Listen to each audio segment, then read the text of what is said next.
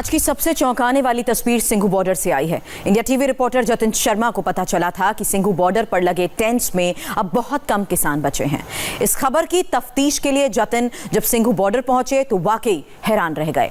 81 दिन में पहली बार सिंघू बॉर्डर पर वो सब कुछ दिखा जो आज तक सामने नहीं आया था। देखिए सिंघू बॉर्डर की ट्रू पिक्चर।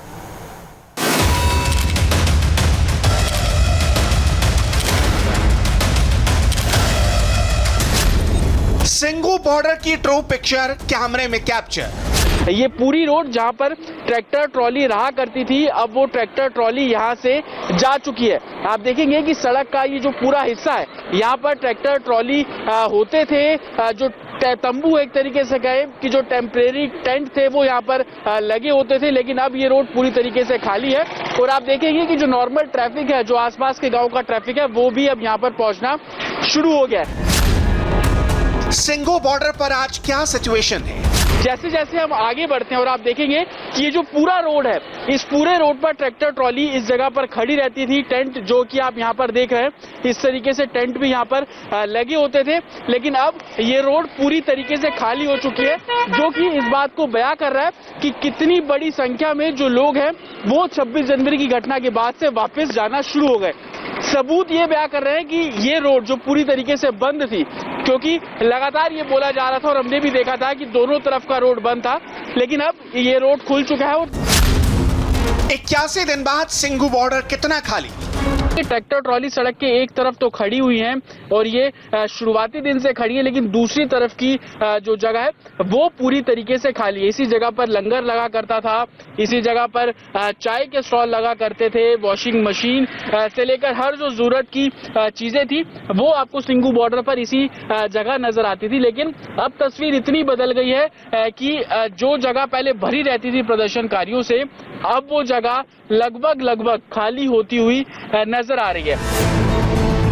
ये किसान आंदोलन के सबसे बड़े हॉटस्पॉट सिंघू बॉर्डर की ऑन द स्पॉट तस्वीरें हैं।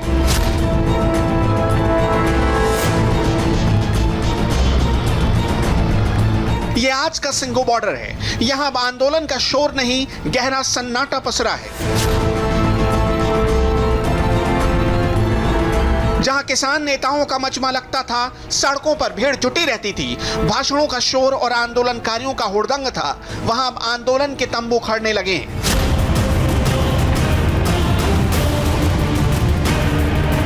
सिंघू बॉर्डर पर जिस सड़क के दोनों किनारे ट्रैक्टर ट्रॉली से भरे रहते थे, वहां अब एक भी ट्रैक्टर नहीं है। सिंघू बॉर्डर की ट्रू पिक्चर दिखाने के लिए इंडिया टीवी संवाददाता जतिन शर्मा ग्राउंड जीरो पर पहुंचे। वहां उन्हें क्या दिखा, डायरेक्ट सिंघू बॉर्डर से देख लीजिए।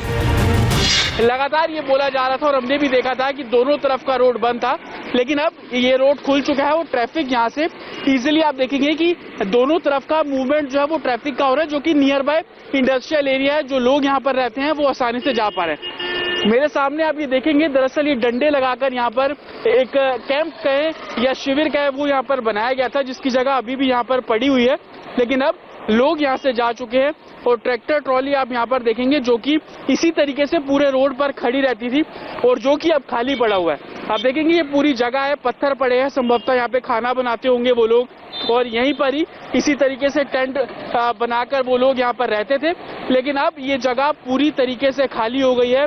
अगर मोटे तौर पर अगर हम बात करें कि पहले अगर 100 ट्रैक्टर यहाँ पर होते थे, तो अब उसकी तुलना अगर करें तो 10 से 20 ट्रैक्टर ही रहेंगे, यानी कि इतना फर्क अब दिल्ली के सिंघू बॉर्डर पर भी पड़ता नजर आ रहा है। हालांकि किसान नेता लगातार ये बात बोल रहे हैं कि वो दोबारा से लोगों को इकट्ठा करने की बात कर रहे हैं। जब हमने किसान नेता दर्शनपाल सिंह से बात की थी तो उनका कहना था कि वो आसपास के गांव के लोगों को भी अब इस आंदोलन से जोड़ने की बात कर रहे हैं, लेकिन संभवतः जो तस्वीर सिंघू बॉर्डर से नजर आ रही है वो यही कि पहले की तुलना में अब जो संख्या है वो बहुत कम होती नजर आ रही है। तस्वीरें गवाह हैं। पहले जिस जगह पर पांव रखने की जगह नहीं होती थी, वहां आज की तस्वीर देख लीजिए। किसानों को भी समझ में आ रहा है कि आंदोलन किस दशा में जा रहा है। लगता है 80 दिन से भी अधिक के आंदोलन के बाद किसानों को अपने नफा नुकसान का अंदाजा हो चला है। यही वजह है कि किसान अपने गांव और खेतों की तरफ लौट गए हैं। सिंघू बॉर्डर पर पहुंचने के बाद जतिन शर्मा ने सिंघू बॉर्डर से कुंडली तक के पूरे रूट की पड़ताल की।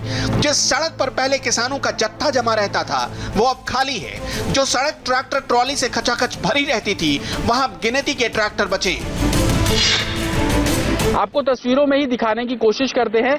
ये सिंघू बॉर्डर से कोंडली बॉर्डर की तरफ हम अब यहाँ से आगे बढ़ रहे हैं और आपको दिखाएंगे कि कहां पर अब प्रदर्शनकारी बैठे। आप मेरे सामने देखेंगे कि ये रोड है जो कि एक तरीके से नेशनल हाईवे है और यहीं पर 27 नवंबर से प्रदर्शनकारी आकर यहाँ पर प्रदर्शन कर रहे थे।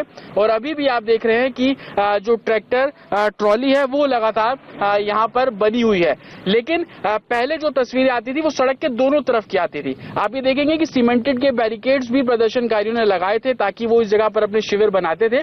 लेकिन अब शिविर यहां से जा चुके हैं। आप देखेंगे ईंट का जो जगह बनाई गई है जहां पे पहले खाना बना करता था अब वो खाली पड़ा है, क्योंकि भारी संख्या में जो लोग हैं, जो प्रदर्शनकारी है, वो यहां से अब मूव कर चुके हैं। और सड़क के दूसरी तरफ की भी आपको अगर तस्वीर दिखाएंगे तो इस जगह पर भी आप देखेंगे कि ट्रैक्टर ट्रॉली खड़े रहते थे। उसके सबूत यहाँ पर है कि जो पूरा रोड है आप देखेंगे गीला है, लेकिन उस जगह पर सूखा हुआ है कि ट्रैक्टर ट्रॉली यहाँ पर खड़े रहते थे, शिविर यहाँ पर लगाए गए थे। लेकिन अब वो सभी लोग यहाँ से वापस जा चुके हैं। और जैसे जैसे हम आगे बढ़ेंगे, क्योंकि ये रोड पूरी तरीके से बंद था, इस रोड पर ट्रैफिक की आवाजाही भी बंद कर दी थी। लेकिन अभी आप देख रहे हैं कि ट्रैफिक भी इस रोड पर आ रहा है और ये वो ट्रैफिक है जो कि इसी बॉर्डर के आसपास जो रिहायशी कॉलोनीज है वहां पर लोग रहा करते थे।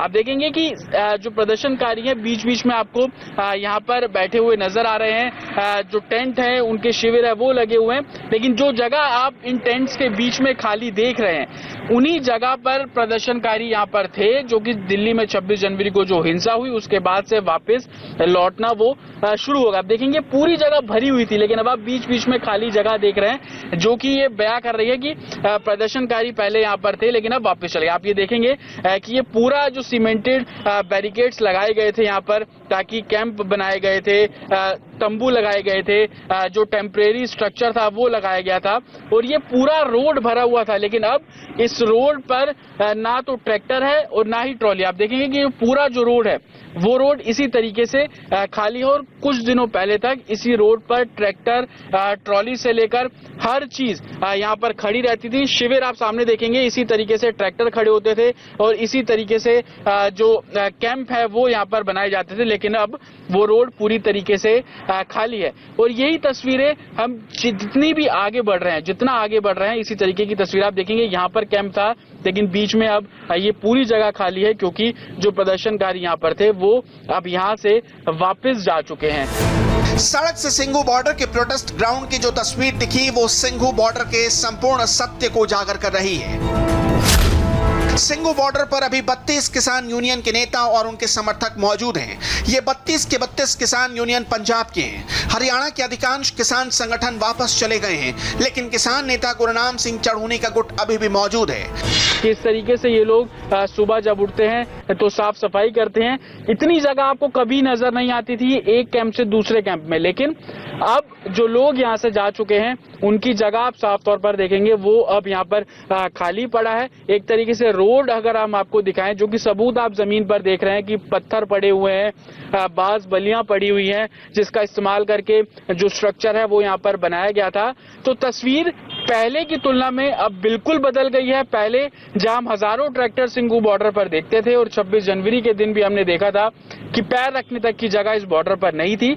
लेकिन दिल्ली में जो हिंसा हुई उसके बाद से लोग अब यहाँ से वापस जा रहे हैं और वही तस्वीरें अब सिंघू बॉर्डर पर देखने को मिल रही है कि जिस जगह पर पहले ट्रैक्टर ट्रॉली हुआ करते थे अब वो जगह पूरी तरह खाली है और सड़क के एक तरफ नहीं बल्कि दोनों तरफ कुछ इसी तरीके की तस्वीरें अब नजर आ रही हैं।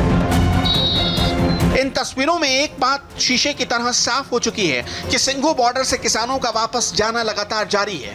पहले की तुलना में अब बहुत कम प्रदर्शनकारी ही वहां बचे हैं। जो बचे हैं उनमें से ज्यादातर किसी न किसी किसान यूनियन के लोग हैं।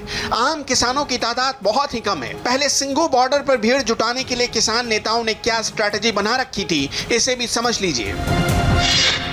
शुरुआत से ही किसान संगठन दिल्ली के बॉर्डर्स पर प्रदर्शनकारियों की संख्या को लेकर अलग अलग तरह की स्ट्रेटेजी बना रहे थे, जिसमें से मुख्य स्ट्रेटेजी संयुक्त किसान मोर्चा की ये भी थी कि पंजाब और हरियाणा के हर एक गांव से एक ट्रैक्टर और 2 ट्रॉली, जिसके अंदर तकरीबन 15 लोग एक एक हफ्ते की शिफ्ट के जरिए सिंघू बॉर्डर और दिल्ली के जो दूसरे बॉर्डर है जिसमें टिकरी बॉर्डर मुख्यतः है, इन जगहों पर आकर प्रदर्शन करते थे और एक हफ्ता हो जाने के बाद वो 15 लोग तो वापस चले जाते थे और उसी गांव से दूसरे 15 लोग आकर इन बॉर्डर्स पर प्रदर्शन करते थे। लेकिन जो इनका मेन स्ट्रक्चर था, ट्रैक्टर और ट्रॉली, वो दिल्ली के बॉर्डर्स पर ही बनी रहती थी। लेकिन 26 जनवरी को जिस तरीके से दिल्ली के अंदर हिंसा हुई, उसके बाद से वो सभी लोग अपने स्ट्रक्चर को भी अब सिंघू बॉर्डर से हटाने में जुड़े हुए हैं और इसको देखते हुए तमाम तस्वीरें भी सामने आई जब ट्रैक्टर और ट्रॉलियों के साथ लोग अपने घरों की तरफ वापस जाते हुए नजर आए। और अब तस्वीर ऐसी है कि दिल्ली का सिंघू बॉर्डर लगभग खाली हो चुका है। जो लोग पहले बड़ी संख्या में सिंघू बॉर्डर पर प्रदर्शन करने पहुंचे थे, वो लोग अब अपने घर वापसी की तैयारी कर रहे हैं और यहां तक कि कुछ लोग घर वापसी कर भी चुके हैं। सिंघू बॉर्डर से अब टीकरी बॉर्डर चलते हैं। टीकरी बॉर्डर पर आंदोलन की आड़ में फिर एक पुलिस वाले का खून बहाया गया है। किसान आंदोलन के नाम पर खाकी एक बार फिर लहूलुहान हुई है। किसान आंदोलन के नाम पर बैठी भीड़ ने शुक्रवार शाम दिल्ली पुलिस के हेड कांस्टेबल जितेंद्र राणा पर हमला कर दिया।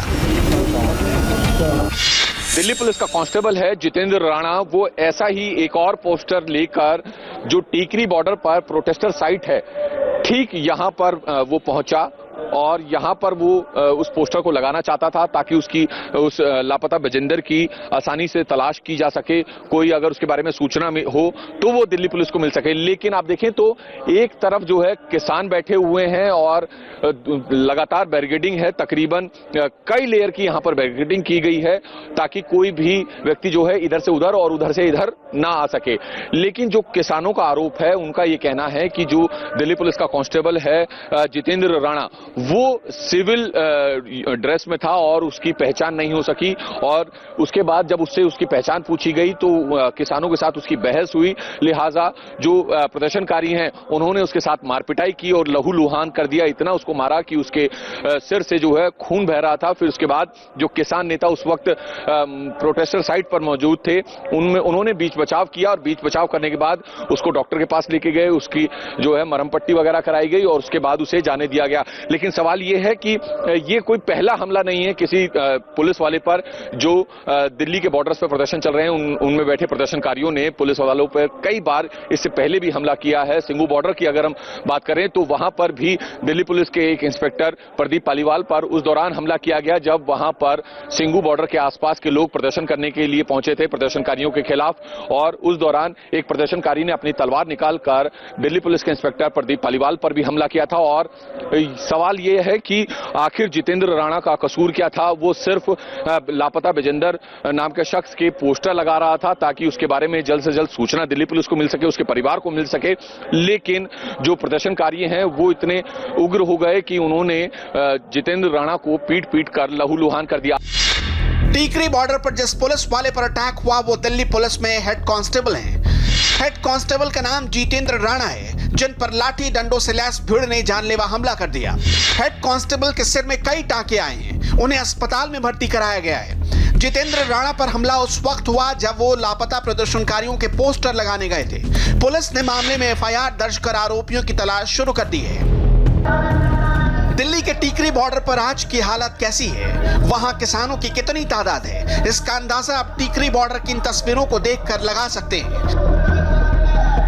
तस्वीरें आपको मैं दिखाऊं कि एक तरफ जो है वो प्रदर्शनकारी बैठे हैं पिछले लंबे समय से और दूसरी तरफ जो है भारी तादाद में सुरक्षा बल यहां तैनात है। कई लेयर की बैरिकेडिंग यहां पे की गई है। साथ ही साथ जो लोहे के सरिये हैं, कीले हैं, वो उन्हें नुकीला करके जमीन में गाड़ा गया है ताकि किसी भी तरीके से कोई भी व्यक्ति जो है वो बहादुरगढ़ की साइड से दिल्ली ना आ सके और दिल्ली की साइड से बहादुरगढ़ ना जा सके। लेकिन किसानों का आरोप है कि जो जितेंद्र राणा है वो अपनी पहचान छुपा रहा था और बातचीत में के दौरान उनसे बहस हुई, जिसकी वजह से उसके साथ मारपिटाई हुई। किसान आंदोलन के तीनों मोर्चे की तस्वीर आपके सामने है। सिंघू बॉर्डर खाली हो रहा है, गाजीपुर बॉर्डर पर सन्नाटा है, तो टीकरी बॉर्डर पर आंदोलनकारी किसानों की गुंडागर्दी। आज की तारीख पे किसान आंदोलन कितना अटका है और कितना भटका, इसका जवाब इन तस्वीरों में छिपा है। हरियाणा के रोहतक से एक बड़ी खबर आ रही है जिसकी दिल्ली से हरियाणा तक बड़ी चर्चा है। हरियाणा के जाट कॉलेज में कल रात 8 बजे ताबड़तोड़ कई राउंड गोलियां चली, 5 मर्डर हुए, 2 महिलाओं की भी जान चली गई। इस हत्याकांड की ऑन द स्पॉट रिपोर्ट दिखाएंगे। उससे पहले खबर आ रही है कि हत्या के आरोपी सुखविंदर सिंह को दिल्ली और हरियाणा की पुलिस के जॉइंट ऑपरेशन में गिरफ्तार कर लिया गया है। सुखविंदर दिल्ली के ही समेपुर बादली इलाके में छिपा हुआ था। इंडिया टीवी संवाददाता खून से लाल हो चुके कॉलेज में पहुंची। यहां की तस्वीर आप देखेंगे तो दंग रह जाएंगे, हिल जाएंगे। जाट कॉलेज में सनसनीखेज वारदात कल रात करीब 8 बजे हुई। रेसलिंग कोच सुखविंदर ने अंधाधुंध फायरिंग करके सबको मौत के घाट उतार दिया और लगातार फायरिंग करने के बाद यह शख्स फरार हो गया। मरने वालों में जाट कॉलेज के हेड कोच मनोज, पत्नी साक्षी, लेडी पहलवान पूजा और कोच सतीश और पहलवान प्रदीप मलिक हैं। ये रोहतक के जाट कॉलेज का प्लेग्राउंड है जहां अमूमन छात्र होते हैं, लेकिन आज ये प्लेग्राउंड खाली है। इसकी वजह है कल रात यहाँ इस कुश्ती हॉल के ऊपर जो मीटिंग हॉल है वहां पर मीटिंग चल रही थी और इस मीटिंग के दौरान यहाँ पर ताबड़तोड़ फायरिंग हुई जिसमें 7 लोगों को गोली लगी, 5 लोगों की मौत हो गई। यहाँ पर कोच मनोज और कोच सुखविंदर के बीच इस मीटिंग के दौरान कुछ बहस हुई, विवाद हुआ, जिसके बाद सुखविंदर ने फायरिंग करी, गोली मनोज को लगी और जब बीच बचाव के लिए और लोग आए तो उनको भी गोली लग गई। इसमें मनोज, उनकी पत्नी साक्षी, एक खिलाड़ी पूजा, इसके अलावा 2 और कोच, इनकी मौत हो गई है। घायलों में कोच हैं जिन्हें वेदांता अस्पताल में भर्ती कराया गया है। इसके अलावा मनोज का 3 साल का बेटा सरताज भी घायल हुआ है जो पीजीआई में इस वक्त भर्ती है। लेकिन सवाल है कि जब यहाँ पर यह बैठक चल रही थी तो उसमें खिलाड़ी पूजा मौजूद थी, वो क्यों मौजूद थी, किस बात को लेकर विवाद था। हालांकि विवाद अभी शुरुआती तौर पर कहा जा रहा है कि हिस्सेदारी को लेकर सुखविंदर और मनोज के बीच में विवाद था और इसी विवाद को लेकर सुलझाने के लिए यहाँ पर बैठक चल रही थी जिसमें तमाम लोग मौजूद थे। लेकिन उसी दौरान मनोज और सुखविंदर के बीच कहासुनी हुई और उसके बाद गोली चली, फायरिंग हुई, 7 लोगों को गोली लगी, 5 लोग की मौत हो गई, 2 घायल हैं, अभी भी अस्पताल में भर्ती हैं। पुलिस ने देखिए ये पूरा एरिया कॉर्डन ऑफ किया हुआ है। ये वो हॉल है जहां से प्रवेश करते हैं, कुश्ती हॉल है ये, यहाँ पर प्रैक्टिस होती थी रेसलिंग की, लेकिन अब ये पूरा हिस्सा बंद कर दिया गया है क्योंकि कल रात जब यहाँ पर बैठक चल रही थी उसी दौरान यहाँ पर जो फायरिंग हुई उसने दहला दिया लोगों को। इतनी भयानक घटना, हृदय विदारक घटना जिसमें 5 लोगों की मौत हो गई। उसके बाद इस पूरे एरिया को कॉर्डन ऑफ किया गया है। हालांकि सुखविंदर अभी भी फरार है, पुलिस लगातार उसकी तलाश कर रही है लेकिन वो पुलिस की गिरफ्त में नहीं आया है। सुखविंदर का फोन स्विच ऑफ है। हालांकि उसकी तलाश में ताबड़तोड़ छापेमारी की जा रही है लेकिन अभी तक सुखविंदर के बारे में कोई जानकारी पुलिस को नहीं मिल पाई है। रोहतक के कॉलेज में जहां स्टूडेंट्स पढ़ने जाते हैं, जहां जिम के अंदर कुश्ती की प्रैक्टिस होती है, वहां पर अचानक से ताबड़तोड़ फायरिंग होने लगी। एक साथ 5 लोगों को मौत के घाट उतारा गया। अब सोचिए पढ़ने वाले स्टूडेंट्स पर क्या असर हुआ होगा।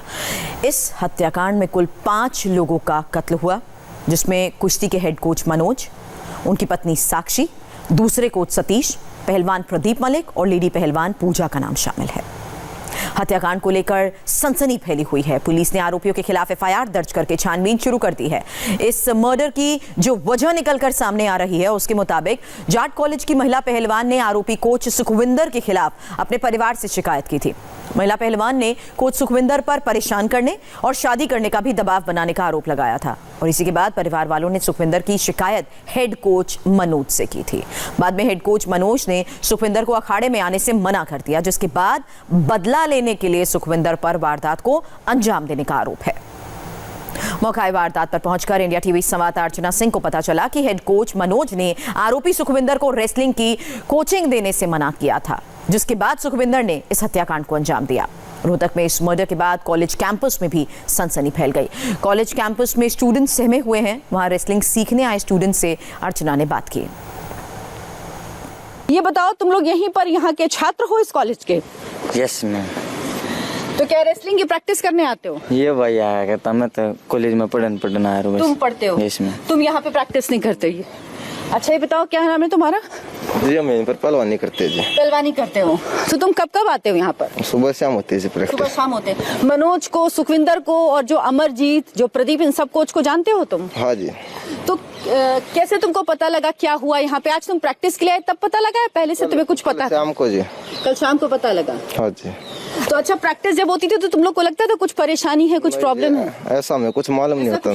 कितने छात्र होंगे जो यहाँ प्रैक्टिस करते हैं? कम से कम 150-200 तो थे जी। 150-200 छात्र हैं।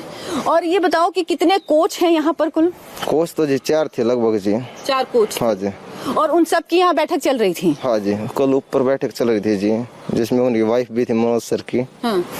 और एक जो पहलवान है पूजा, वो भी थी यहाँ? हाँ जी, वो भी थी जी। वो प्रैक्टिस करती हैं क्या तुम लोगों के वो साथ? प्रैक्टिस करते हैं जी। तो वो यहाँ पर क्यों थी, कुछ पता है? नहीं जी, इस बारे में कुछ नहीं कुछ मालूम नहीं जी। पता है। तो तुम लोग कितने कितने बजे प्रैक्टिस करने यहाँ पर आते हो? सुबह होता है जी, सर्दियों में 6 बजे होता है जी। हाँ। और शाम को 4 बजे होता है जी। अच्छा, तो ये वो छात्र हैं जो यहाँ पर प्रैक्टिस करने आते हैं। ये देखिए, ये वो कॉम्प्लेक्स है जो स्पोर्ट्स कॉम्प्लेक्स है। इसे पुलिस ने पूरा कॉर्डन ऑफ किया हुआ है। ये देखिए, पूरा एरिया ये कॉर्डन ऑफ है। यहाँ पर किसी का भी जाना मना है। और इसी के अंदर रेसलिंग की प्रैक्टिस करते थे छात्र। जब यहाँ पर कल गोली चली, उस दौरान एक बैठक चल रही थी। बैठक में जो मनोज और सुखविंदर के बीच विवाद था हिस्सेदारी को लेकर, उसे सुलझाने के लिए बैठक चल रही थी। और ये बैठक चल रही थी ऊपर, ये जो कमरा है, इस कमरे में, जिसमें कई लोग मौजूद थे। इसी बैठक के दौरान मनोज और सुखविंदर के बीच कहासुनी हो गई। इस कहासुनी में सुखविंदर ने फायरिंग कर दी। गोली सबसे पहले मनोज को लगी और जब बीच बचाव के लिए बाकी लोग सामने आए तो उनको भी गोलियां लगी।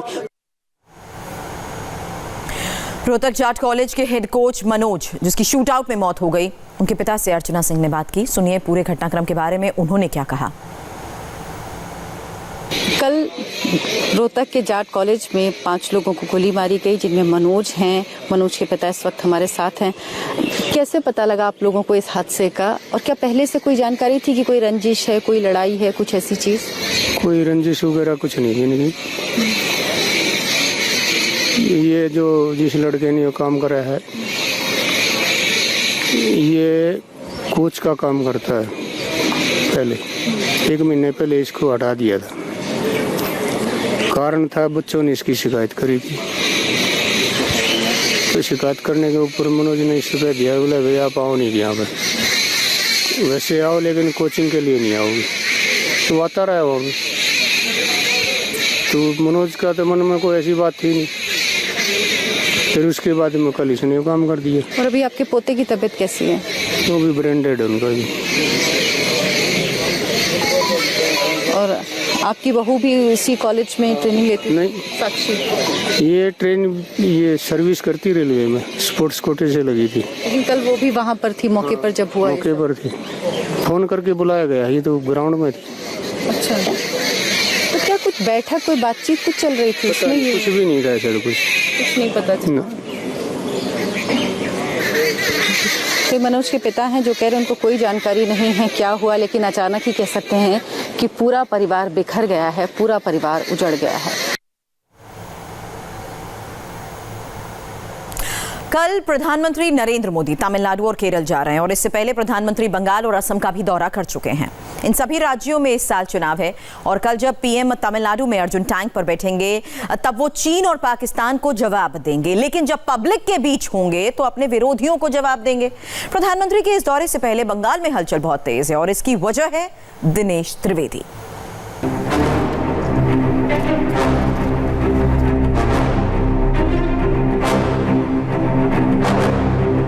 पीस एंड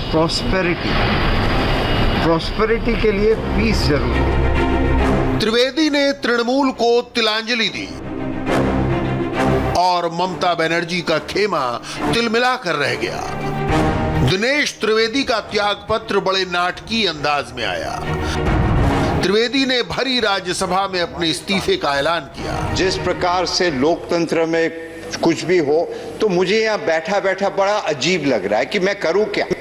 बंगाल की हालत से आहत सुभाष और खुदीराम के सूबे में सियासी हिंसा से दुखी दिनेश के लिए तय करना कठिन हो गया था पार्टी बड़ी या देश।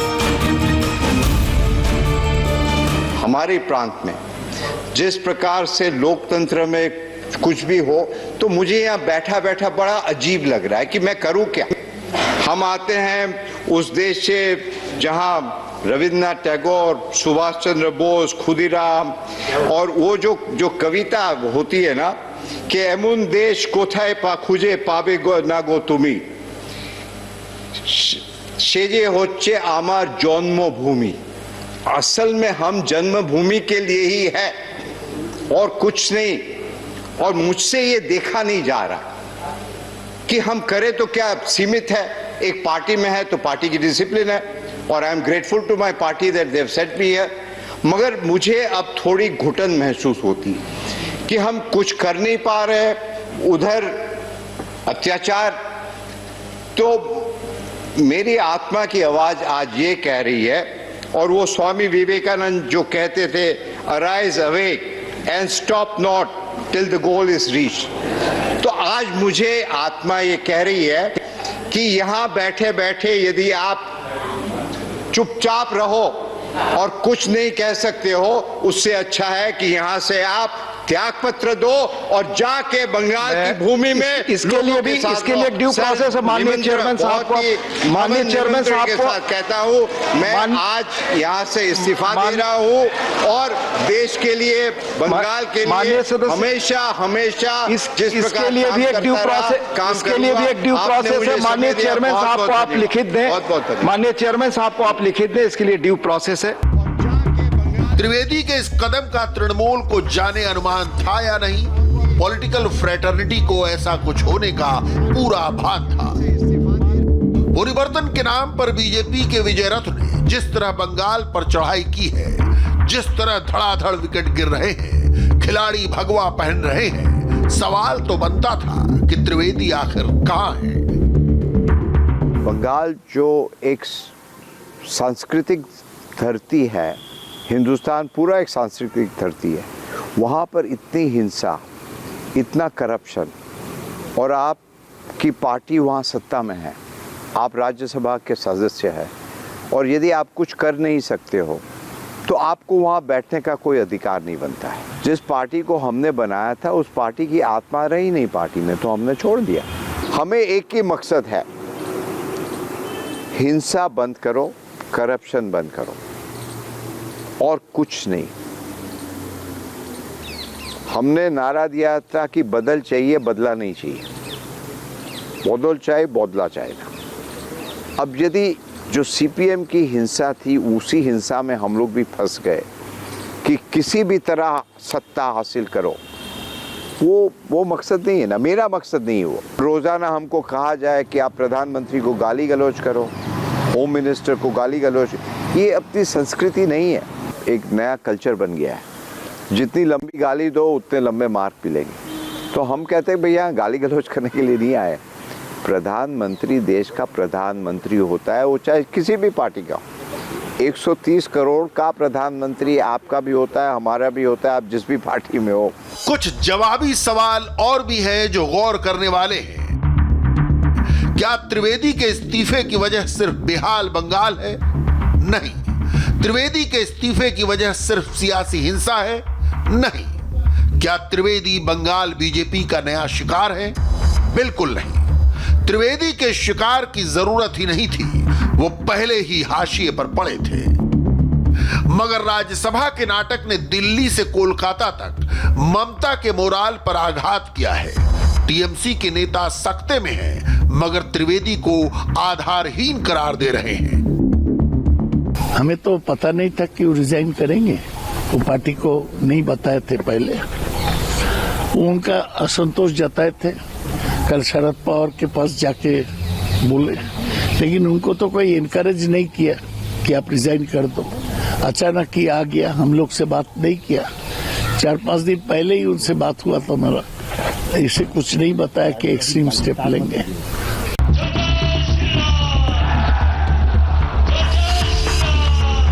मगर इस वक्त भारतीय राजनीति का सबसे बड़ा चेहरा बीजेपी के पास है, सबसे बड़ा ब्रांड बीजेपी के पास है। इस ब्रांड का हॉलमार्क कश्मीर से कन्याकुमारी तक देखा और परखा हुआ है। 2014 में देश जीतने वाली बीजेपी 2016 में बंगाल हार गई, मगर ब्रांड मोदी के भरोसे 2019 के लोकसभा चुनाव में उसे जोरदार जीत हासिल हुई। सीटों का आंकड़ा 2014 की 2 सीटों से बढ़कर 2019 में 18 सीटों तक पहुंच गया। वोट शेयर टीएमसी के 43% के मुकाबले 40% था। बंगाल में पार्टी की मौजूदा हवा बनाने में मोदी मैजिक का बड़ा रोल है। यह मैजिक अभी हल्दिया की जनसभा में भी देखा गया।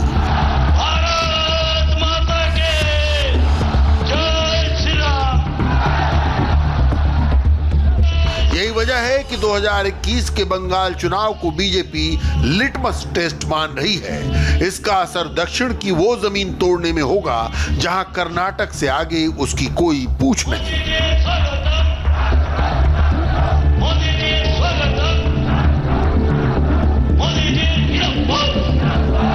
बंगाल के अंदर हमारी धार्मिक मान्यताओं का सम्मान हमारा मोटिव होना चाहिए। ये तीनों चीजों को लेकर हमने बंगाल के चुनाव के अंदर जाना है मित्रों। और मैं आपको बताता हूँ, एक बार आप बंगाल जीतिए, बंगाल के बाद ओडिशा, ओडिशा के बाद तेलंगाना, तेलंगाना के बाद आंध्र और आंध्र के बाद केरल की जड़ी लग जाएगी, क्योंकि सागर ये सबको जोड़ता है। यहाँ से जो भावनाओं का पुल खड़ा करेगा, ये समंदर लेकर जाएगा ओडिशा, ओडिशा से तेलंगाना, तेलंगाना से आंध्र, तमिलनाडु होते हुए केरल तक जाएगा और भारत भाजपा का भगवा समग्र भारत के ऊपर भर जाएगा। और इसके लिए हमारे सोशल मीडिया के सभी कार्यकर्ताओं ने सोनार बांग्ला के निर्माण में हमने लगना है। दक्षिण में इस वक्त बीजेपी का सबसे बड़ा दांव तमिलनाडु पर लगा है, जहां चुनाव से पहले सियासी मैदान में एक तीसरी एंट्री ने हंगामा खड़ा कर रखा है। जयललिता की मित्र शशिकला ने 8 फरवरी को तमिलनाडु में फिर एंट्री ली। जयललिता की मौत के बाद शशिकला के सीएम बनने के आसार थे, मगर आय से अधिक संपत्ति के मामले में उन्हें 4 साल की सजा हो गई। बेंगलुरु जेल में सजा काटने के बाद वापस तमिलनाडु लौटी शशिकला का भव्य स्वागत हुआ। बेंगलुरु से चेन्नई की दूरी तकरीबन 350 किलोमीटर की है। यह दूरी तय करने में तकरीबन 6 से 7 घंटे लगते हैं, लेकिन शशिकला के काफिले को चेन्नई पहुंचने में 22 घंटे लग गए। कार्यकर्ताओं की भीड़ गवाह थी कि उनकी लोकप्रियता क्या है। पार्टी में जयललिता को अम्मा तो शशिकला को चिन्नम्मा यानी मौसी कहा जाता है। तमिलनाडु में अभी बीजेपी जगह बना रही है। पार्टी के पास न बड़ा नेता है न कार्यकर्ता, मगर विधानसभा चुनाव में एआईएडीएमके और बीजेपी का गठबंधन है। बीजेपी को पर तोलने हैं और एआईएडीएमके को ब्रांड मोदी का फायदा उठाना है।